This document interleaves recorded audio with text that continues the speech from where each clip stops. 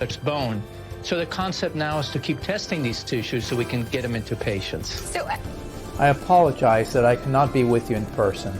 I want to thank the organizers of the conference and to congratulate the other award winners. I am honored to receive the award for 3D printing in medical and health care. Thank you so much, Shivu, and your team for this honor.